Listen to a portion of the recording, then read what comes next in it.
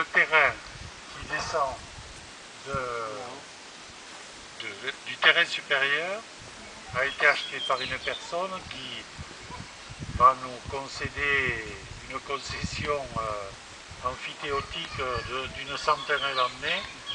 Et puis après, entre-temps, Marie, elle aura le temps de travailler ou de se réveiller, le cas échéant. Bon, parce que pour le moment, l'association possède tout le terrain qui est là-haut, qui a été fauché, et où il est prévu que l'on construise la chapelle. Alors c'est vrai que chaque fois qu'on voit des gens, et alors on la commence quand la trésorière n'est pas là, parce que il faudrait rajouter quelques zéros à sa cagnotte pour qu'on puisse y arriver. Mais après tout, il y a 6 ans, quand on a créé l'association, si on nous avait dit qu'on en serait à ce point-là, on aurait crié au miracle, et bien sans crier au miracle, on y est. Alors vous voyez les dégâts, le tout petit ruisseau de Bonnefond, l'eau, quand elle a dépassé, elle est venue jusqu'ici derrière. Elle a fichu à l'air tout et beaucoup de cailloux, il a fallu refaire le chemin à toute vitesse. La voilà la trésorière, elle arrive maintenant.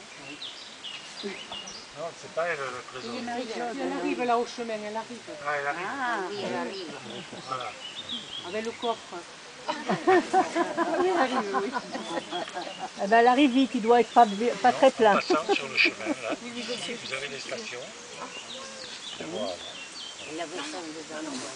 Alors, tous les mois, tous les premiers samedis de chaque mois, on l'a écrit sur le bulletin, on l'a réécrit sur le dernier bulletin, et ça semble fonctionner, puisque chaque mois, il y a une vingtaine de personnes.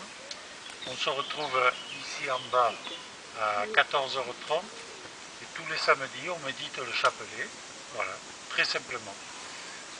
La prochaine méditation du chapelet sera le samedi 7 juillet, si je ne me trompe. Samedi prochain. C'est la veille de Saint-Anne. Le 5 pas le 7. Combien 5 juillet. 5 juillet, me dit-on. Alors, comme en plus c'est moi qui ai écrit ça, là, bon, donc le 5 juillet, à 14h30, on fait une méditation du chapelet. Alors pour ceux qui sont venus pour la première fois, ici c'est vraiment un lieu, nous on le trouve d'une beauté.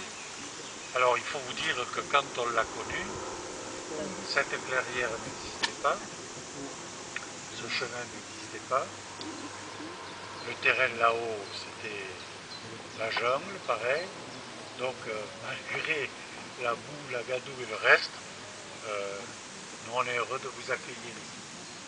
Voilà. Et on va surtout essayer de conserver à ce style champêtre avec le bois tel qu'on a fait. Le sentier a d'ailleurs été créé par Jérôme sans abattre un seul arbre. Ah oui, on y tient beaucoup.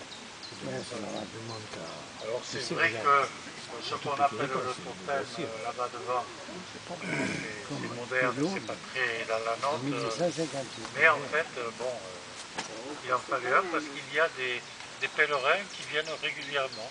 On ne sait pas trop comment, mais ça se sait, ça vient. Notre guide, entre guillemets, M.